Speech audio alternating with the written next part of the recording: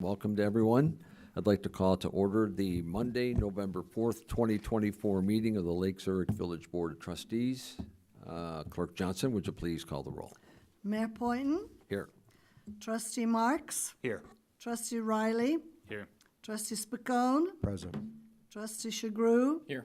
Trustee Wider, Present. Trustee Euchre is absent and excused. Okay, thank you. We have a quorum. Would you please stand and join us in the Pledge of Allegiance? I pledge pledge allegiance to the flag of the United States of America and to the republic for which it stands, one nation, under God, indivisible, with liberty and justice for all.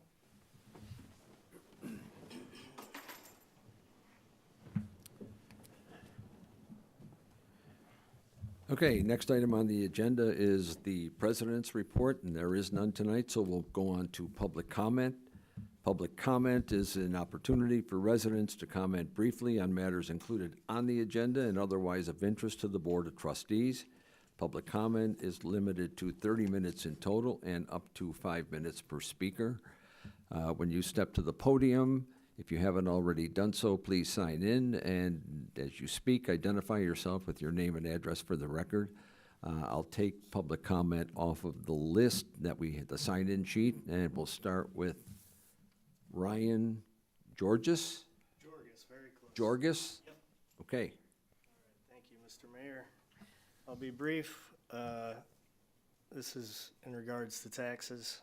I just read a headline in CNBC today that the average age of U.S. home buyers has jumped to 56, and that homes are wildly unaffordable for young people, according to experts. So I just ask the people here to consider, when you are raising taxes, that you may be closing the door on young families. Thank you. Thank you, sir. Next on the list is Eric Dubiel.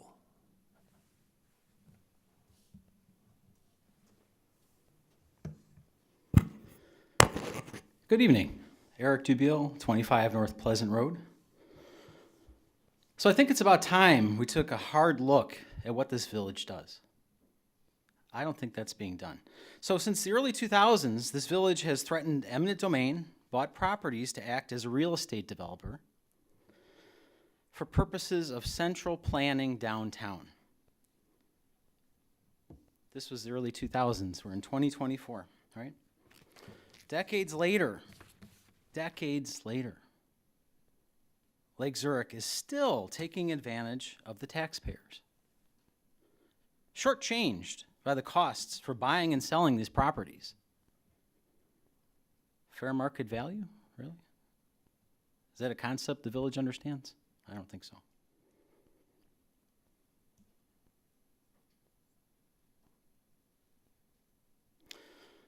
Using tax increment finance districts, which is a code word for corporate welfare. The village has rented out some of these properties, some dirt cheap, thereby distorting the free market in contrast to the private market in this area. These are facts. Some have gone with no bid contracts.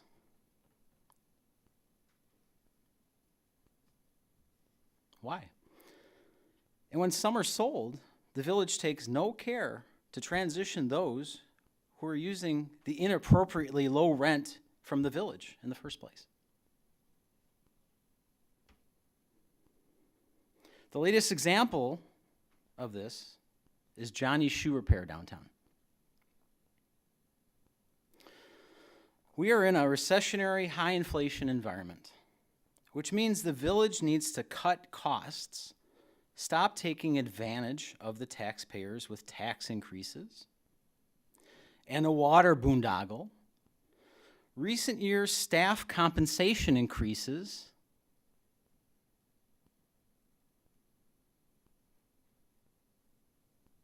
spending increases, wastes of money like the fluff of promenade park enhancements, and stop the use of corporate welfare TIF districts.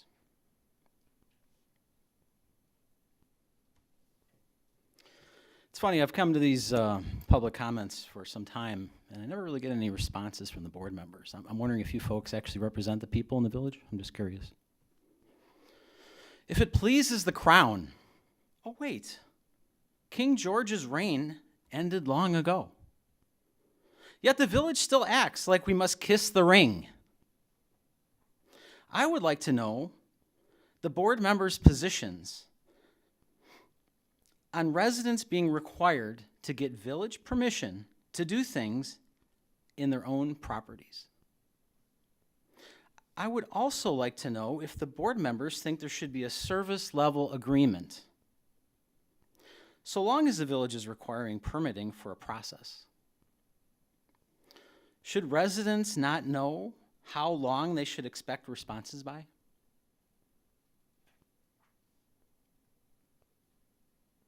I would also like to know if the board members think that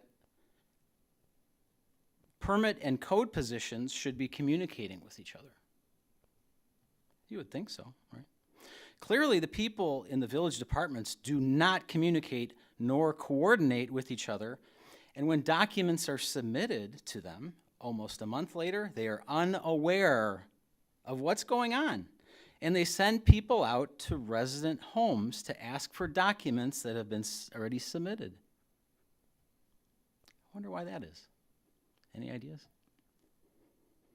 The ineffectiveness of the village staff reflects directly on the village manager. Not having a handle on this reflects directly on the village president. So I'm asking tonight, Village President Poynton, to get your staff in order so that they know what's going on, and so that they work as public servants instead of public harassers. I'm also asking you and the board to rethink the permit process and sunset the same. Thank you. Okay, any other public comments tonight? Seeing nobody else who wants to comment, we will close public comment and move on to the consent agenda. The titles on the consent agenda will be read by the clerk and approved by a single roll call vote. Any item may be pulled from the consent agenda for discussion or separate vote by any member of the board.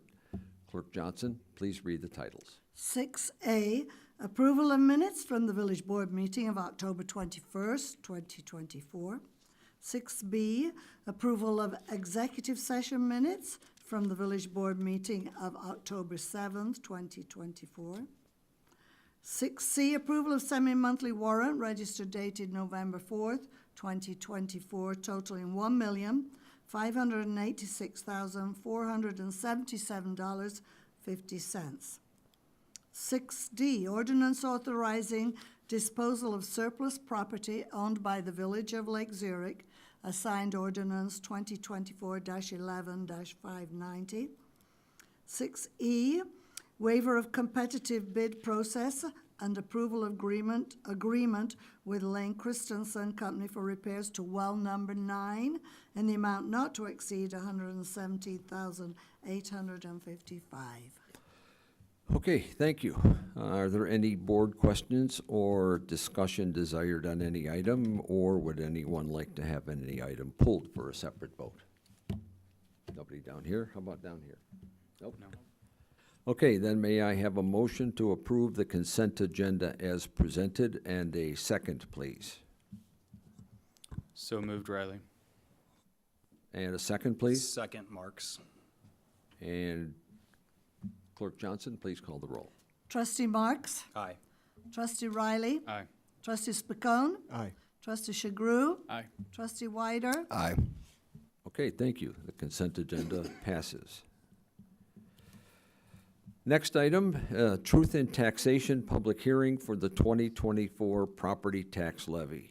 And I'll read the summary.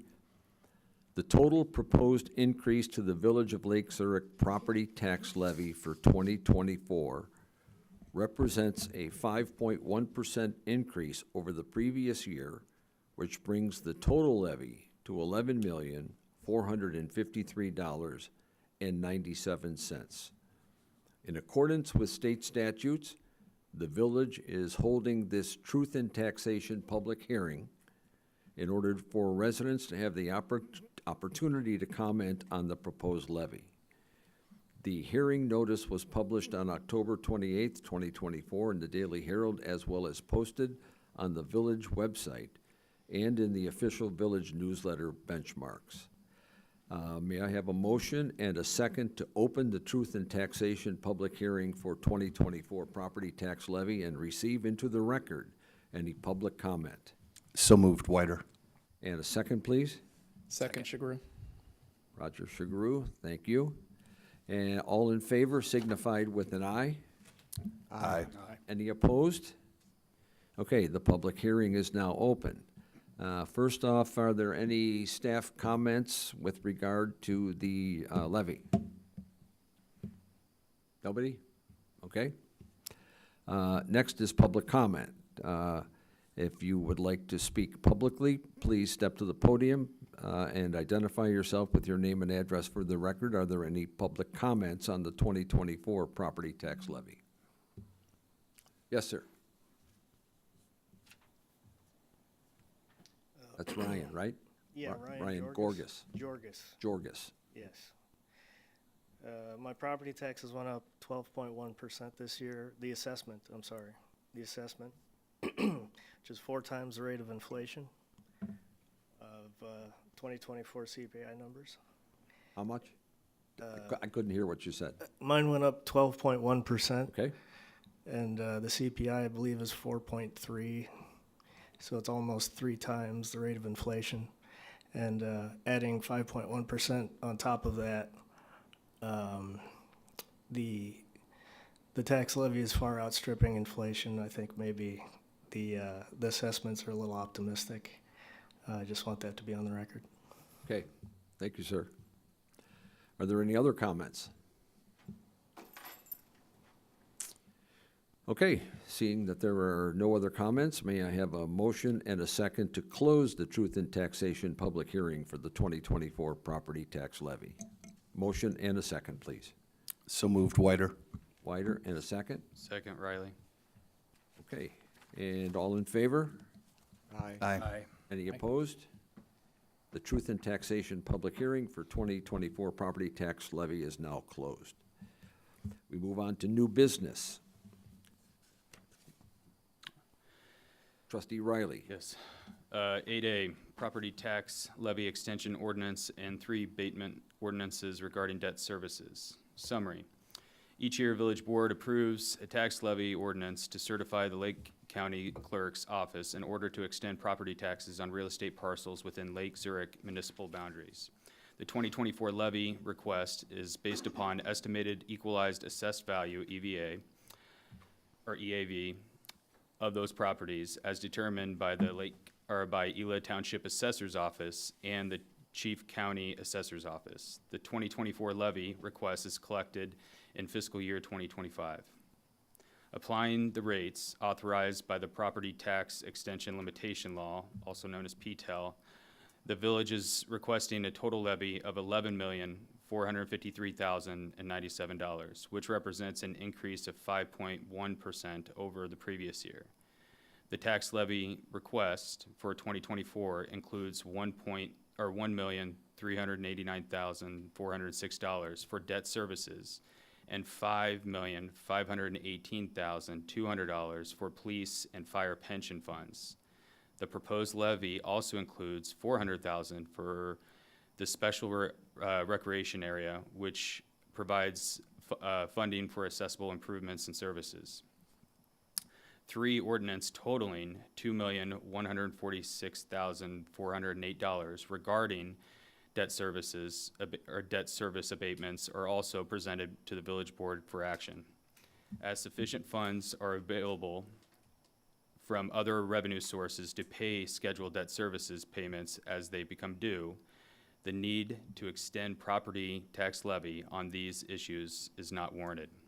Therefore, the village will notify the county clerk not to extend property taxes on these abatement ordinances. Okay. Amy, Ray, anything?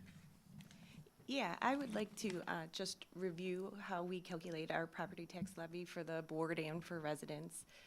We take our 2023 extension and we increase that by CPI, which is provided to us by the Illinois Department of Revenue, which was 3.4% for this year, which is an indicator that the goods and services are increasing, and that's why we add that to our levy. In addition to that is the new construction. That portion of it does not affect current homeowners. That is adding new homes, new value to it, and then a small amount for the loss provision. And so when you look at the 5.1% increase, that is not a 5.1% increase on your total tax bill. It's not even a 5% increase on the Village of Lake Zurich line item. We're about 14% of your total tax bill, and possibly with no other changes, that smaller amount might go up by 3%. So I just wanted to clarify that this is not adding a full 5.1% to everybody's tax bill. So can I paraphrase that back, Amy, just to make sure? So on average, we're about 14% of the total tax bill for residents of Lake Zurich. And we're looking of that 13 to 14%, an increase of potentially 3 to 4% in total. Yes. Okay, thank you. So how would you explain Mr. Gorgas's bill increase of 12.1%? So that is the Ela Township. They evaluate the values of homes. We don't have any input into that. Once Ela Township or the county comes up with the EAV, then the amount that has been levied gets distributed. So if your EAV increases, that does change the amount, but it won't necessarily go up or down. It depends on all the taxing districts combined, what they ask for, and how it gets distributed amongst the EAV. If I may add, that if the reassessment goes up about 12%, it means that the assessor is calculating that the market value of the home went up about 12% as well, based on comparable sales of comparable properties in the area. That EAV is to correlate approximately to 1/3 of the market rate.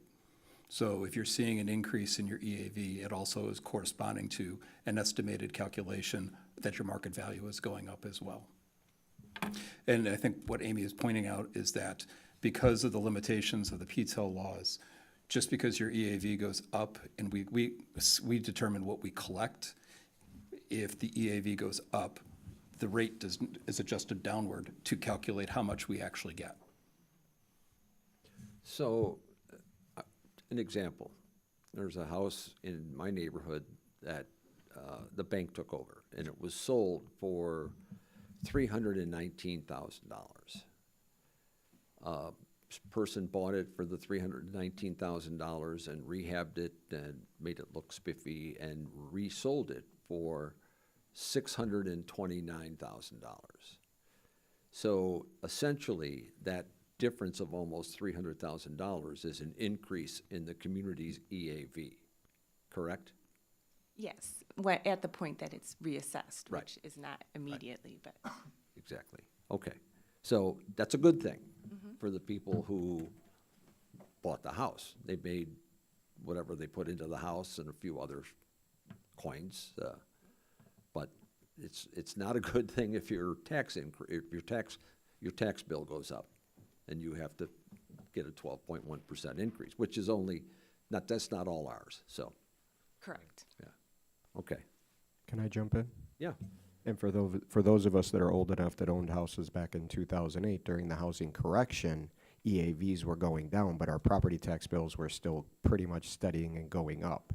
And so even though your equalized assessed value is decreasing in a community, it doesn't necessarily mean your property taxes are going in the same direction, because the levies and things like that are going to remain flat, or they're going to increase to offset. And that's where that inverse relationship is between what the EAV and the interest, or the increase in percentages comes in. Am I correct on that?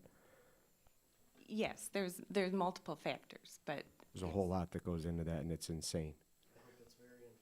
It is, but if you wanted to have a chance to sit down and learn more, please reach out to staff. They'll always sit down with the resident and kind of explain it nuts and bolts to you, to be able to give you a better understanding of how that all connects together. Or, I'm sorry, When you get your bill, yeah. yeah. Yeah, or you can go talk to the assessor, Yeah. right? So, Yeah, head over to Knox Park over there where they got the building. They're always willing for us to send people over there. They love us. okay, anybody else? Just one of the factors, just is to call attention to it, is that about a quarter of the increase is attributable to new construction, Okay, which is a good sign. okey-doke. William? One more thing, sorry. Okay, So even looking at it with a total levy of $11.5 million, let's just ballpark it, right?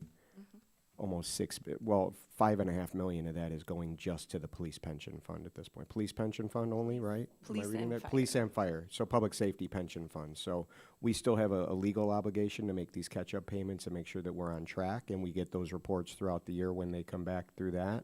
So it's not all just being used half of that increase is going to make sure we're meeting our obligation to our public safety people, to make sure that they have the guarantees that they have had over the years as well. Got that, Chief? Thank you. and he appreciates that, too. So, anybody else? Nope. William? No, I think Trustee Spicone hit it on the nail. I was wanting to kind of walk through kind of the cap funds and non-cap funds, and I think, as you can see when you walk through it, we're sitting majority on, you know, the safety within our community. This isn't necessarily attributed to wasteful spending or adding more debt unsensibly to the village, so thank you.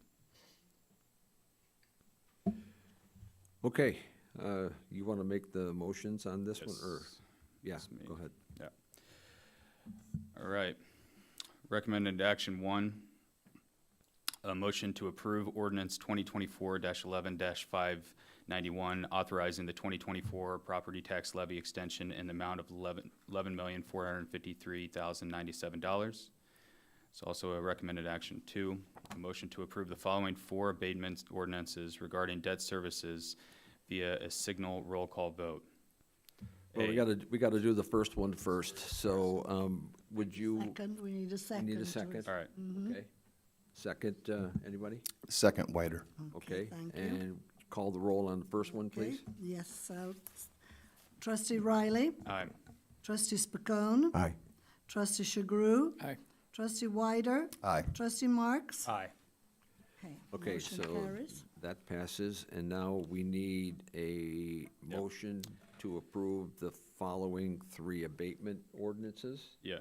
okay? Yep, so following through would be a ordinance 2024-11-592, abating certain tax levied for $11,775,000 general obligation refunding bonds, Series 2015A. Ordinance 2024-11-593, abating certain tax levied for $7,100,000 general obligation refunding bonds, Series 2016A. And ordinance 2024-11-594, abating certain taxes levied for $1 million general obligation bonds, waterworks and sewer system alternative revenue sources, which is Series 2016B. Okay, so you made the motion, now we need a second. Correct. I'll Second. Oh, go ahead. I was gonna say, I second Spicone. Mark and Kathleen, please call the roll. Trustee Spicone, Aye. trustee Sugru, Aye. trustee Wider, Aye. trustee Marks. Aye. Trustee Riley. Aye. Motion carries. Okey-doke, motion carries. Thank you. Next item, discussion on Lake Zurich waste hauling contract, trustee Spicone. Yeah, so item 8B, thank you, Mr. Mayor. Discussion on the Lake Zurich waste hauling contract. Summary, Prairie Land Disposal began service to Lake Zurich residents in September 2020. Lakeshore Recycling Systems, LRS, based out of Morton Grove, took over service in October 2021 after acquisition of Prairie Land. The current village franchise agreement for waste hauling services with LRS expires August 31st of 2025. LRS provides weekly refuse and recycling collection, which includes one bulk item per week. Also included in the monthly cost is yard waste collection with a 15-bag weekly limit with no stickers required for yard waste collection. LRS also provides curbside leaf vacuuming for 8 weeks each autumn included in the monthly price, as well as an annual curbside collection event for electronics waste and 2 weeks of Christmas tree collection. LRS proposes an 8% increase in year 1 to the current rates effective September 1st of 2025 and a fixed 4% price increase each of the following 4 years. An 8% increase in year 1 would result in most residents seeing an increase of $2.16 per month. Senior citizens would see an increase of $1.94 per month. An alternative proposal without leaf vacuuming is currently being calculated by LRS and can be discussed as an option. Autumn 2024 is the time to decide if Lake Zurich wants to explore switching garbage companies again or proceed with a contract extension for LRS. This item is brought to the Village Board tonight for discussion and consideration with no Village Board action requested at this point. Again, there will be no Village Board action this evening. LRS representatives will be at the meeting to discuss the company's recent growth, plans for future improvements, and its proposed contract extension with Lake Zurich. Kyle, this is coming over to you. Yeah, good evening, Board. Mayor Poynton. A couple weeks ago, we talked about this a little bit, how we ended up with LRS and the transition that we've gone through as a community, and improvements that they've implemented earlier this year. And tonight, I have the pleasure to introduce LRS Manager Steve Ramos. If you want to come on up, Steve, you can talk a little bit more about the company and the contract extension offer. Yeah, thank you for the time tonight. Again, my name is Steve Ramos, Lakeshore Recycling Municipal Manager. Back over 2 months ago, when Kyle brought up looking to renew the contract, we dug deep on the conversation as a whole, right? We didn't just look at it and take numbers in the spreadsheet and look at our costs and say, okay, we have to make these margins. We actually interviewed drivers, talked to dispatch. We dug deep looking into the relationship we actually have with Lake Zurich, right? Some of the employees back with Prairie Land were talking about the good relationship we have, and I think Kyle can attest to some of that, right? During that initial acquisition, there were some hiccups. There was some tough transition during that time, and I think that we weathered through that storm. But what we bring, Lakeshore brings to Lake Zurich versus what any other garbage company can, is that we are a sustainable based business model as a company, not just a regular garbage company.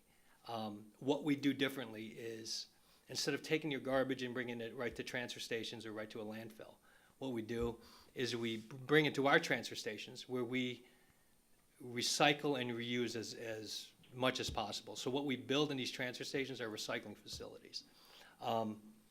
That being said, right, we're very, very, again, orientated into recycling in our carbon footprint.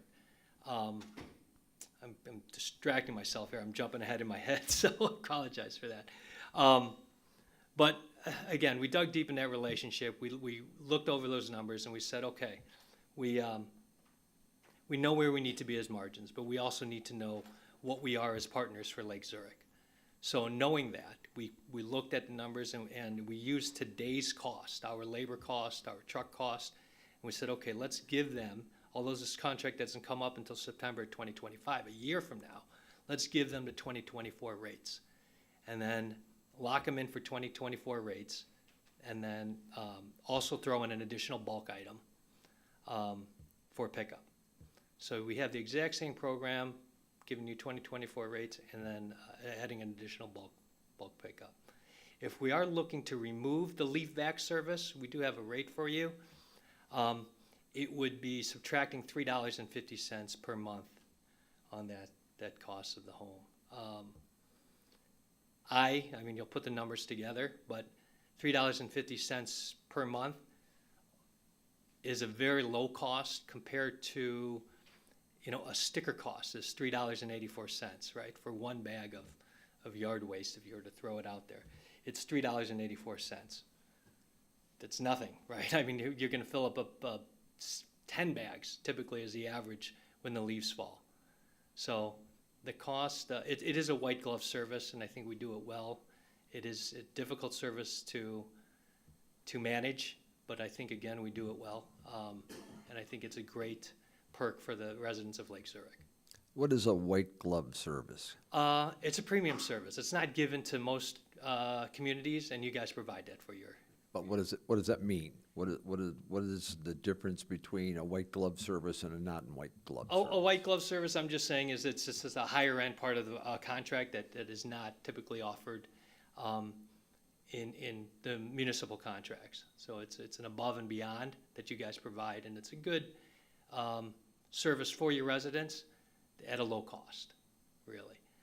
If you were to contract a leaf vac to come by your home, let's just put it that way, it's a minimum of a 2-hour minimum charge, and it's $250 per hour. So if a resident, big lot, has a lot of maple leaves and they want to blow out the leaves and have our service come by there, it's $250 per hour minimum of 2 hours. So it's $500 for that service.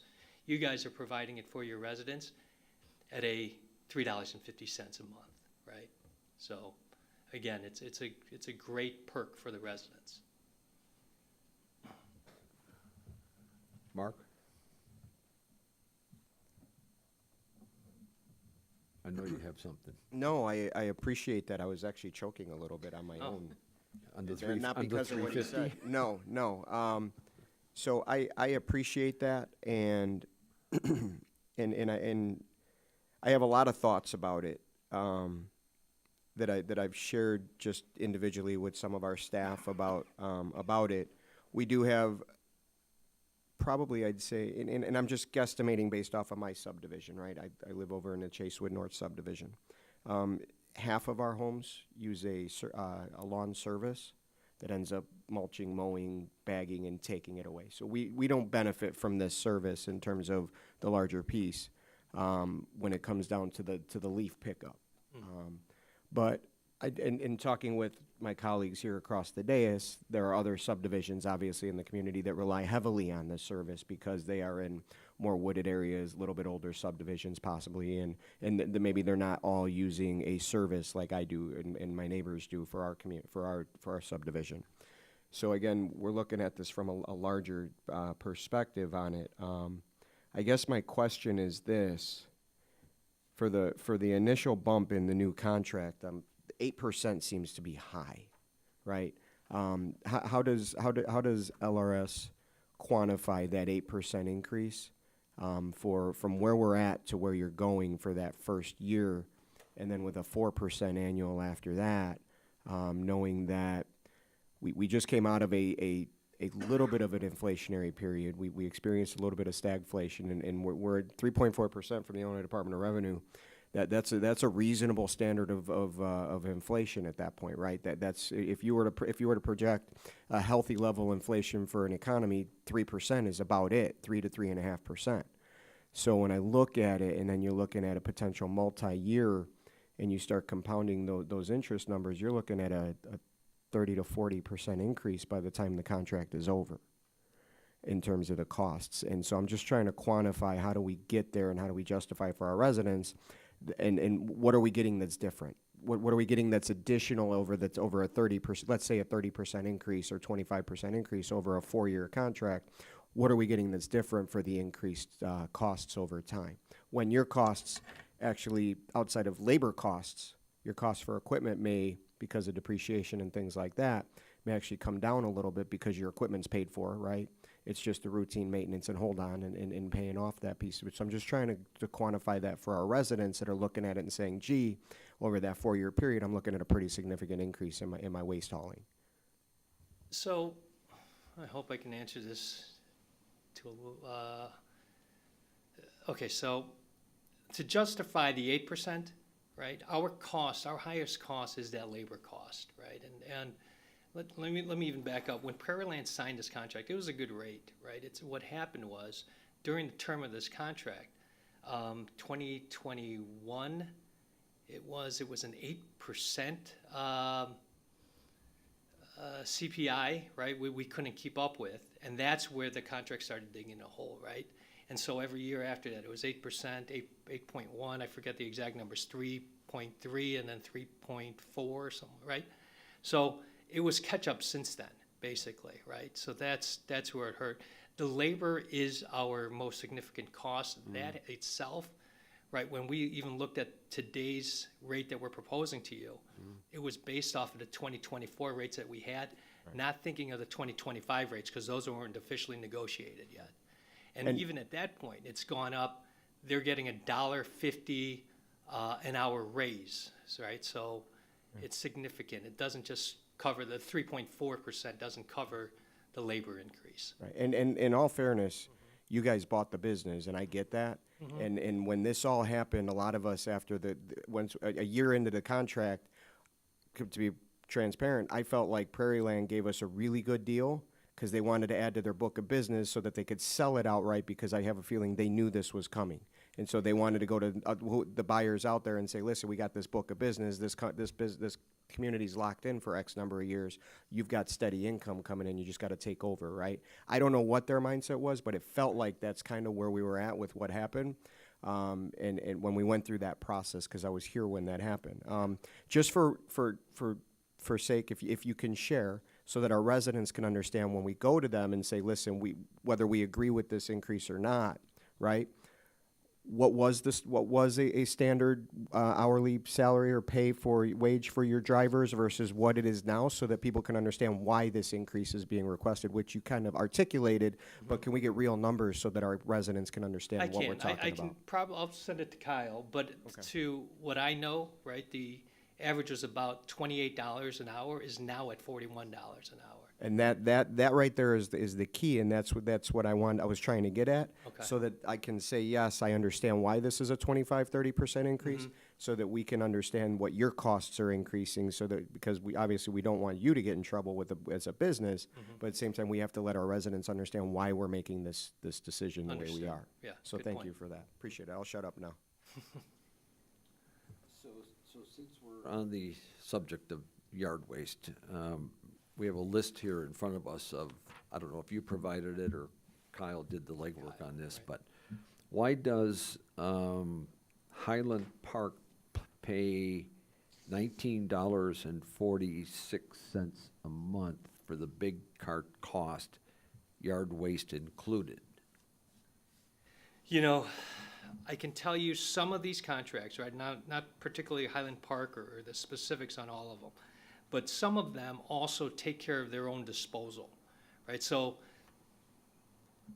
comparing the contracts, you guys don't have a separate bill for just disposal alone, or processing and recycling, things like that. So that can influence that monthly charge. So specifically in Highland Park, to answer that question, I don't know, but I'm suspecting that's one of the reasons. So then Kildare pays $19.95 with the yard waste, but the yard waste requires a subscription of $200 per year. Correct. Right. So they don't get yard waste pickup unless is that a choice? No, so yeah, it's a choice. So either they pay the $225 for the subscription, right? Or they can buy stickers and pay for every bag that's thrown out there. So they have a choice of not having any yard waste picked up. Yeah. What they do with it, like we're saying, is mulch or whatnot, or don't have any leaves to be picked up. Yeah. But that's their choice, yeah. Mayor, Steve has not seen this. He does not have this in front of him, so he doesn't know. Oh, that's okay. Context. So I have done the legwork putting this together, and the trend is over the industry, a lot of towns are slowly but surely moving to, if you want yard waste collection, you have to have that subscription. We don't have a subscription service here in Lake Zurich. It's always just kind of been included, but that is the trend to move that way. So if you added the $200 a month more into the subscription, what's that? Per year. 13 Per year. $13 or $14 a month, it puts their rate higher than ours Yes, for the same service. correct. Yeah, Ray just figured it out. It would be $36.62. And Highland Park and Kildare don't have leaf vacuuming either. And no leaf vacuuming, right? Yep, but Do you know But when, even- Go ahead. Hold on. Who's next? You go ahead. Roger? for the leaf vacuuming, when is your cutoff that you guys do it? And the reason why I ask, right, I was walking today and my kid's 3 foot tall and it's over her head, right, as we walk through. So Yeah. to the point of my neighbors use it and they use it tremendously, right? They do it now, but I still, 66 degrees out today, right? Half of my tree Yeah, is still right. going, right? And It so goes to, yeah. Go ahead. You were asking the cutoff? when is the leaf vacuuming It's stop? an 8-week program, yeah, so it's an 8-week program, so it goes to it's the first week of December, or mid-December? That We have first that full week of contracted. December Yeah. is when it ends. First week. Got it. Yeah, as far as shopping other companies, we've done it. We've done it recently. Do you want to maybe discuss, like, what have you done recently through the transition that we kind of moved over to you? What have you guys done as a business to make yourselves better and stand out? I heard the sustainability. I heard that you will provide us leaf vacuuming at $3.50 a month. But what have you guys, besides the cost of drivers going up, Right. what else have you done? What else have we done, right? So, touch on the leaf vac. Most companies are actually getting out of that service. It's a difficult service, again, to provide. And so, when you do go out to bid, if you go out to bid, and hopefully you don't, you may find it difficult to find someone to do that service, right? Some of the larger companies, our competitors, and those current contracts, they're just flat out cutting that out, and they're calling the municipalities are actually calling us to contract for the next year or two that our competitors have actually just said to them, we're pulling out of the contract. As far as recycling, right, I was talking about that early. We have several recycling facilities. I'd like to present to the board and to the community, right? If you guys ever want to do a tour of our facilities, which is very educational, we're more than willing to do so. We're very proud of our facilities and what we do. We just invested $50 million plus in a facility on the south side of Chicago, which recycles 500 tons a day. So it's significant. We are the 5th largest private garbage company in the nation. What we've done recently, right, with this massive growth is we invested more in our customer service. So we've hired, since July, 14 new customer service reps. We've added several layers to our customer service, and we continue to look into, part of the growth, right, this fast growth, the problem is just making sure that we can keep that customer service orientation, which is very important, right? And part of what is happening now is just this lack of labor pool, right? They're calling their shots. They're doing what they want. They're just calling days off when they want to. So it's hard for us to, number one, get good employees and then get them trained and up to par, right? So what we've done recently in the last few months is put more layers into that customer service. So we've got team leads, supervisors, and then managers, right? But there's always somebody who should be able to help somebody get through that training and be properly trained to answer the questions. We've also put layers of different prompts. Prompts are, frustrating to everybody, but they're in every business nowadays, right? So we're looking at different ways, and we're following the trends of what prompts to hit first so that people aren't on hold as long. So a simple thing is a perceived missed pickup. And I say perceived because sometimes it's not a missed pickup, right? We just go and pick it up when somebody calls us and says it was missed because we don't want to give a problem, have an argument.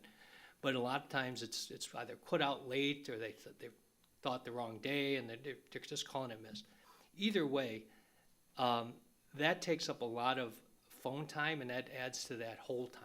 What we've done is put the prompts early so that they can hit that, and it gets answered quickly and by the less trained customer service reps, so that we can just simply put that work order in and get it serviced. So there's all that we're elaborating on and learning ourselves to how we can be better on that whole time. What else have we done? We look into our trucks and our fleet, right? So it's, most of them are diesel. And what we've done in the years are bought new trucks, compressed natural gas, CNG. We've converted diesel to biodiesel. So that all reduces carbon footprint. We've even looked into electronic, EV, right? And we haven't pulled the trigger on EV trucks, but we have pulled the trigger on electronic sorting and stuff that we use in our facilities. So we're one of the first companies to actually pull and use like backhoes and that are electronic. So that's some of the stuff that we're elaborating on and getting better at. Yeah. Appreciate it. So just, I don't know if you can answer this question, but I'm looking at this list, and Okay. do you have a copy for him? I do. So Give you one. Groot, the people in Lakemore and Volo use Flood Brothers, and their rate in Volo is $21.70 a month with no regular yard waste program, just 6 weeks of bagged pickup in the fall. Okay. So I'm not sure what that means. I think I know what it means, that you can't put yard waste out 52 weeks a year, like Well, pretty they much we- can, I'm sure, but they've got to put a sticker on it, right? So then they have to pay for that service. Stickers range, depending on the contract, between $3 and $4, $5 or some of them. So It's $5 a bag? $5 a bag, right? So every bag that's put out there, or every bundle that's put out there, they have to have a sticker on it. So that's what they're probably doing. And during the heavy leaf season, that's when they've negotiated in their contract to say, okay, they can put out 8 bags, did you say? And just during that season. But other than that, even bundles will have to be stickered.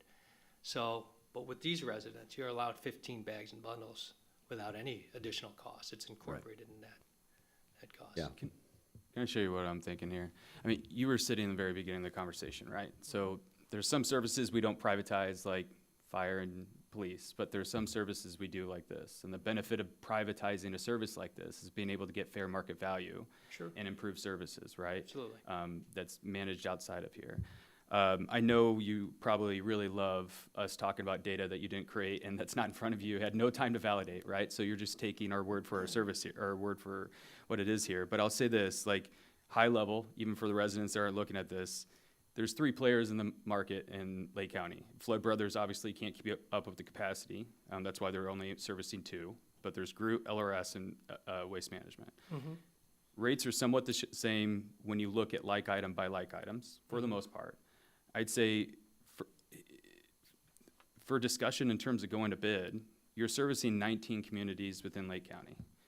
We're the 7th highest on cost of the ones you're servicing, Okay. in theory, based upon our data here, assuming that's correct. We're the 7th highest, but when you come back next, I'd like to know of the servicing that you're creating, putting like items to like items in terms of services to services and understanding the cost differential there. So very basically, Wakanda, right down the street, has the exact same contractual setup as we do, but it's $2 less a month. I would It's negotiating now, and they'll be up at $29. and that's what I want to know, so we can explain that to the residents. Sure. If it's $2 less now, but they're at the end of the contract that was with Prairie, who probably gave them a deal because they know they were going to sell it soon anyways. And Well, we did that together, right? Yes. I mean, Wakanda and Lake Zurich negotiated a contract the last time together. So if there's a lower rate, $2 less, and they're, but we're essentially using the same pool of labor, I would assume, to some degree. We're right down the street. We have the same contractual setup. I'd like to understand why the cost differential, and if that's going to make up itself. I understand you're I think saying it's that- in contract and you weren't part of that contract. But No. I'm saying, like, it's the due diligence that we have to have as. I understand. I think I can answer that now. I think the rates that you're referring to, where it's $2 Yeah. cheaper, it's not including their proposed rate. So your contract coincides same time as theirs, like you're saying that you guys all went out to bid same time. Their rate will be up at that $29 rate also. So they are going to get that 8% increase too. And that's what I'm asking for Yeah. when you come back, is a layout of, I understand there's lots of different contract setups here, right? And I think some are more favorable to some communities than others based upon what they do. But if you're looking at how we have our services set up today, and how we're being asked to service tomorrow.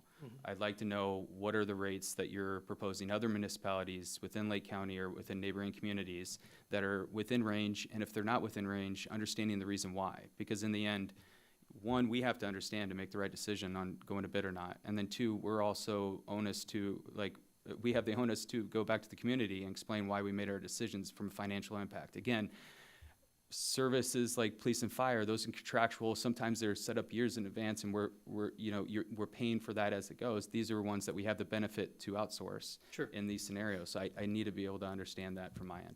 Right. Comparative, right? And I know me and Kyle have talked. In that list, it should have Gurnee, Lake Villa would have a leaf vac, and Warren. Warren Township should be on there. Those are the most recent contracts that would be comparative services. Some of them, they take care again of their own disposal, but their rates, I believe, are higher than what I proposed to you guys. Again, we looked at that and said, here's the competitive rates today in 2024. And this was actually when we started with them, May, June, and July of this year. So next year, they're gonna get a 4% increase. You will still be lower than their prices with comparable services, leaf vac being one of them. I'll stop you right there. I'm not going to keep track. I'll just be honest with you. I'm not going to keep track of what Warren is right now based upon what you're stating. You think the contract is or kind of where it at. I'm asking for the next time you come back for that to be clearly outlined. That's all I'm asking for. Okay. Thank you. It's not fair for you to not see this, but there's deals all over the place here, and just looking at some of them that are lower than ours for the big cart cost, when you start looking at the add-on of a subscription service and just do quick math, that's more expensive than ours. So you just can't look at this list of numbers with the big carts. I pay for the big carts, but I don't get the big cart. I can't fit my car in the garage with the big cart, so I get the medium cart. I took the big cart because right now I got 13 bags sitting at the end of my driveway for pickup tomorrow. I did it just so that I could do that. I don't care about the leaf vacuuming service because Saturday morning, I didn't have one leaf on my lawn, not one. Saturday night was ankle deep. Yeah. I don't know where the piles went, but a lot of them came on my lawn. On your lawn. Yeah, so it's easier for me to just blow them up, put them in a bag, and pay the cost of the bag and just get rid of them for the extra cost there. So, but I know that it seems to me that most of the complaints at this time of the year are because, where's the leaf truck? You missed my house, you know? The leaf truck comes by on Tuesday, and then all the leaves decide to drop their leaves, and then, you know, they're sitting there for a week blowing all over the place. So you can't win with that, No, right? and that's why I'm saying it's a difficult But you service. can't get rid of the leaf truck, the leaf vacuuming truck, because there's a lot of people who rely on it. We have, like you said, 4-foot-high pile of leaves in some people's houses, right? But then they didn't have them out when the truck came by. The next day, they put them out and they sat there for a week. So how do you win with that, right? Right. They And blow again, all over my lawn. You've touched on it earlier also, is that what's unique on your contract is that you allow that 15 bags of leaves and brush to be picked up, when typically that could be a subscription service or a sticker program. Right. So, Is there a possibility for you to delineate those things out? So like if it's like, we're taking this for what it is, right? But let's say for simplicity's sake, it is $29 for big cart cost. If it's $29, $3 is due to, you know, vacuuming, another $4, just generally delineation. I could work on something like that for then next our summer. residents know when they hear, you know, someone up the street is you know, $5 cheaper, like North Barrington. You service them at $19, but they have no leaf vacuuming, and the yard waste subscription's $152 a year, right? So, to delineate what our cost is, that'll allow our residents to know, okay, well, we're paying for these extra services, and that's why our cost is more than North Barrington. Understood, right? yeah, to that point, trying to line itemize so you can see the exact cost. Well, I think one of the open questions for me is there's kind of diverse set of opinion across the board about who's using what service. Is there any way we could take an inventory of what neighborhoods are leveraging the leaf vacuuming program versus those that have an HOA that might be using a private lawn service that would take care of it, akin to what Mark was talking about? Because I think it's right now, we're kind of just taking a best guess of who's using what. Is there any way to quantify what the usage of the leaf vacuuming program would be with LRS? Like a survey, or I don't know if there's a way to do that via built-in know-how from the town, but I think that'd be an important question to answer, to kind of figure out what importance leaf vacuuming plays for the community. Because like Roger was saying, I'm one of the neighborhoods who we don't have an HOA. We use the leaf vacuuming pretty heavily. But to the mayor's point, I have heard a few complaints from people saying in the past the schedule's been unpredictable. The days they stayed, they would come, they didn't come that day. And then there's the tragedy of the commons when your neighbor creates a giant pile of leaves and they blow over to your yard. The leaf vacuuming in the end is irrelevant to that. So I just wanted to kind of make that point. And then one thing, I appreciated what you said about sustainability and thinking about what your company's vision is for growth. But when it comes to our specific community, we would need some transparency on when we could expect those benefits to manifest for us, because I know garbage haulers have CNG vehicles, but they're not in my neighborhood. So benefit to South Chicago is ultimately, it's a feel-good project, thinking we're lowering our carbon footprint, but for me, there's no tangible impact. So if we're gonna have an ongoing relationship with LRS, we would want some sort of transparency when we could expect those sustainable measures to foster in Lake Zurich, because there is desire within the community for environmental stewardship and sustainability. But, in my neighborhood, speaking personally, my experience with your brand, I think we had like the most offensive vehicle you guys had.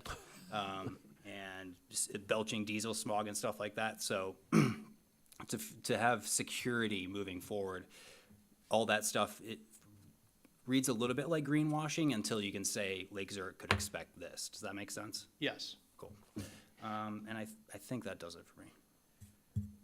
So I think that and Kyle, thanks for doing this. That's a lot of legwork. If you were to add 2 more columns to this with the 350, whoever's got leaf vacuuming and the subscription rates, I think it'd come up to a more accurate monthly rate of what everybody is paying. That might be interesting, because just looking at some of these numbers, this may not be a bad deal, even with the 8%. When you're talking about the trucks, though, Jake, I think that was part of the deal, or part of the promise, when we went from waste management to prairie landing, that and the one-pass trucks, which, we're seeing all kinds of different trucks out there, and still seeing prairie land trucks, and I don't know if that's ever gonna change, or. No, we have kept the one-pass trucks in here. That was part of the agreement. You bought the one-pass trucks. Right, and they still continue through your community. It's still the one-pass trucks. The other very unsightly trucks that you're talking about, it's the seasonal yard waste trucks that are typically the oldest trucks that are out there.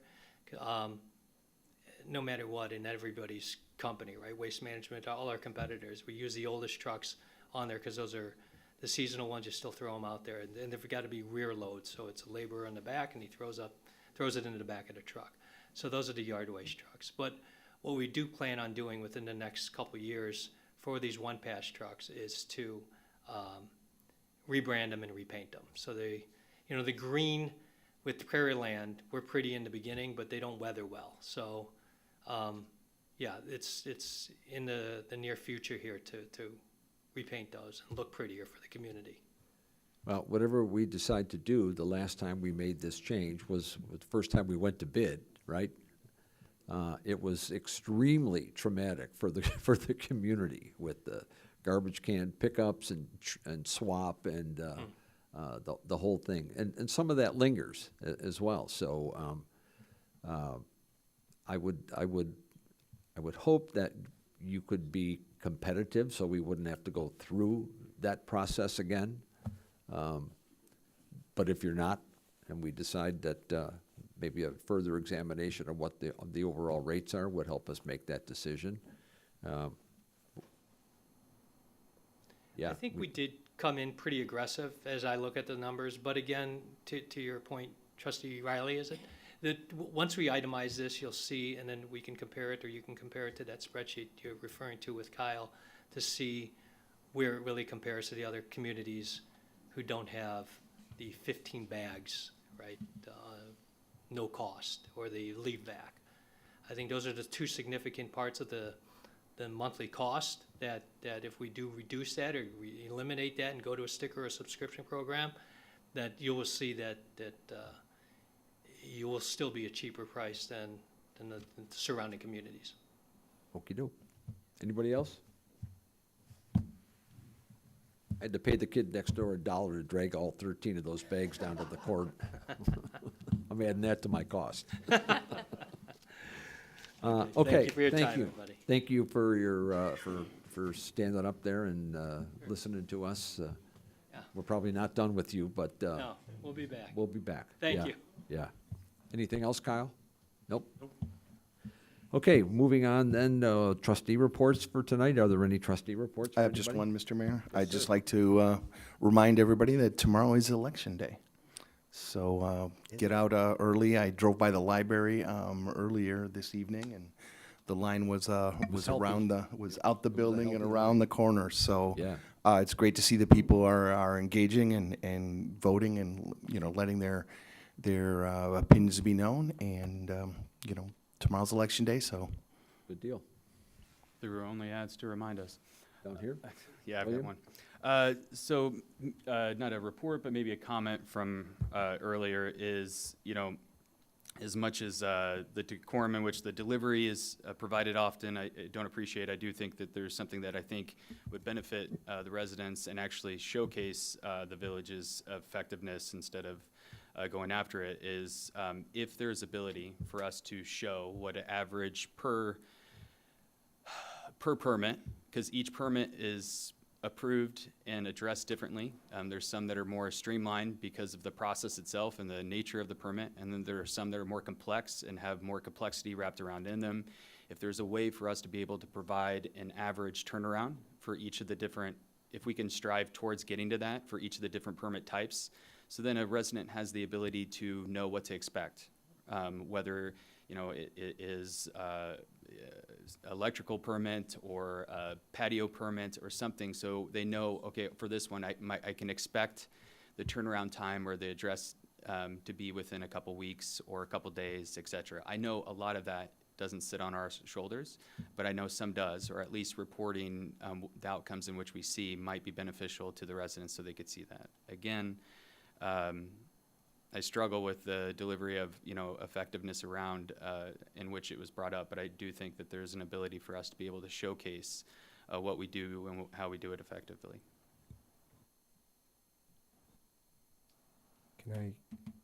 Can I say something? I'm wrapping my head around what you just said, but yeah, go ahead. No, it's not about that, so it was something different, so if you want to No, address go that. ahead. Okay, I all right. may not be prepared to So address that. we had a resident come in and throw a bunch of words out there during the public comment portion of the, words like eminent domain, talking about the year 2000 and things like that. This is 2024. I'm the longest tenured trustee up here on the dais, and I'm 10 years in, right? I'm halfway through my third term at this point. Bringing up stuff that happened in the year 2000 and eminent domain when nobody up here was involved in anything in eminent domain or any concerns about that, but to keep bringing up those things and throwing them out there without context, I think is damaging to the people that live in our community that are trying to get up to speed and learn about our community and find out what the reality is of things that we're dealing with. I think it's more damaging and negative than productive and competent at any level at this point, because it's just flat out false. No one on this dais, no one in this room has had any part or hand in any eminent domain type of work going on in the past. We have not brought up anything with eminent domain here anytime in the recent history, at least since I've been here. So it's a moot point. Stop already, please. Additionally, at the same time, there are things going on since I've been on the board. When I came on, we owned a lot of property in the downtown area. And a lot of the concerns, especially when there was 2 mayor elections ago, there was a lot of push from a gentleman who ran and doesn't even live in the community anymore, But there was the push of, why does the village own all this property? Let's get rid of this property. We shouldn't be owners of property. And so over the last several years, our staff has done an excellent job of unloading some of that property and selling it. Most of it. Getting it back on the tax rolls to benefit the residents of the community. So recently, the corner came up with Johnny's shoe shop that's there, and so we unloaded that property and we sold it to a private investor that is now making renovations and changing, and so there are some tenant/owner issues, and yet now all of a sudden there's public debate on social media saying, well, the village needs to make it right. The village was told forever to get rid of properties and not get out of this business, and now we're supposed to hold everyone's hand in the process. You can't have it both ways, people. You have to really look at it from a perspective of, what do you want your village and your community to be involved in, and what do you want us to do? We've got a lot of other big initiatives. We're working on this Lake Michigan water initiative. We've got some other things. We're flushing our toilets. Everything's going where it's supposed to go, right, Trustee Whiter?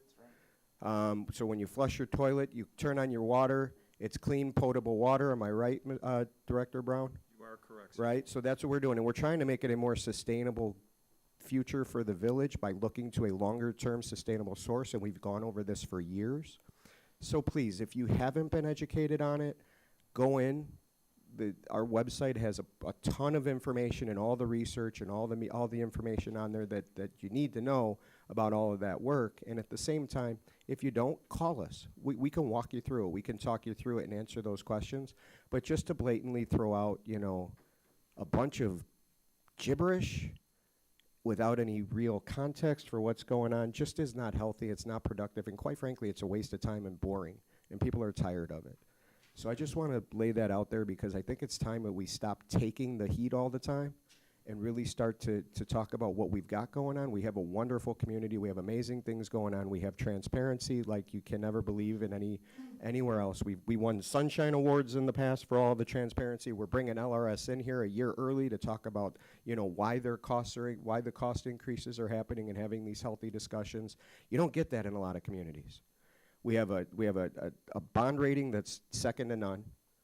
We're able to get the debt that we do have, we're getting at the lowest rates possible. So we have a lot of really good positive things happening here. Get involved and support, or just get out of the way at this point because it is boresome. Thank you. Okay, staff reports. Anybody from the staff have anything tonight? No? Ray? No? Nothing?